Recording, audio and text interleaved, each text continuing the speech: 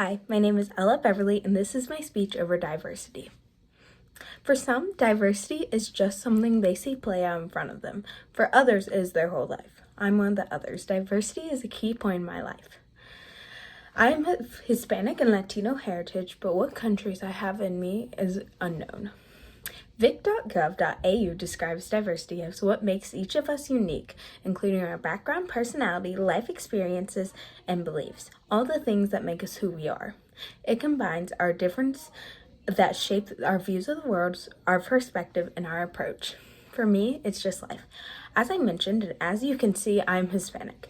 Yet everyone in my family is Caucasian. How is this possible, you may ask? Well, it's quite simple. I'm adopted. Not only that, but when I was 11 years old, my father passed away. Because of these things, it has changed how I view the world. It's somewhat harsh, but what I deem to be realistic. I was adopted from Guatemala when I was 11 months old. I have no memories of the beautiful place I'm from other than pictures. Like I said, I'm the only Hispanic member of my family. So our family is a pretty picture of diversity. A fair-skinned father, a fair-skinned mother, and their olive child.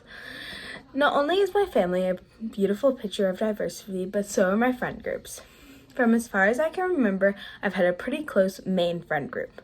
Not many people have been lost, but a few have been added, and whole new friend groups have been formed. And as long as I can remember, I was the token Hispanic of these groups. I had no issue that we didn't look alike. I had no issue that I was the token. It is all I had ever known. When I was in elementary school, there was only one other Hispanic in my grade until I reached third. At that point, 3 more Hispanics were added to the mix. And everyone thought we were siblings. We were just kids. We didn't know any better. But just because we looked alike, automatically deemed us siblings. And if that was it, I would have been okay. But some kids in elementary school made sure I felt different just because I looked different, even as far back as kindergarten. But as time progressed, we had our ups and downs. A little while later, they were convinced that everyone that looked alike should be together, as siblings or as a couple. But what can I say? We were kids. We were just mimicking what our parents did. It was not till 7th grade that I added another Hispanic into my close friend group. But at that point, we expanded and added my now best friend, who is also Hispanic. And I have a whole new friend group, a friend group that I went to homecoming with, where I have my 2 little brothers. They are both Hispanic. They don't look too much like me, but they are Hispanic. They have a darker complexion, just like me. So they're my little brothers. It's great. And whether I look like my friends or I don't, whether I look like my family or I don't, I love them just as much. But on to the very thing that changed my life, my dad passing away. On the morning of September 2nd, 2017, I was 11 years old. I was called into my mother's room for her to break the news to me. My whole world went silent.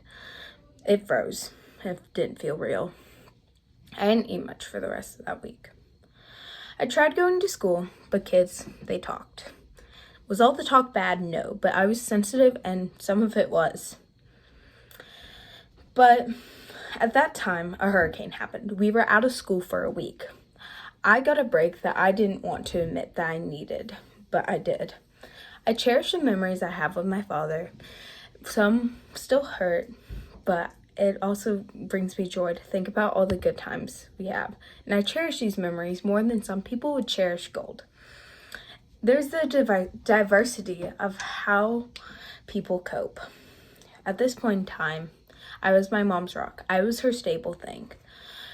But I was more closed off. My mother relied more on those around her, her friends and her families. I was a kid. I was confused and angry and didn't want anything to do with anyone in the world. But as time went on, we got more back to a sense of normal. Life will never go back to normal the way it was, but we had to learn to deal with it. And the difference in our coping mechanisms still got us back to a somewhat normal sense. Everyone copes differently with stress, anxiety, and grievance. It's just another thing that makes us diverse. But nevertheless, how I cope, September 2nd is still a day I'm not mentally present in. I'm just lost.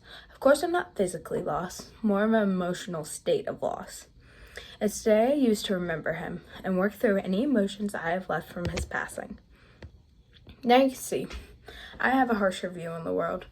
While I don't believe everything in the world is happy, I've been exposed to harsh treatments and the ridicule of the world from a young age.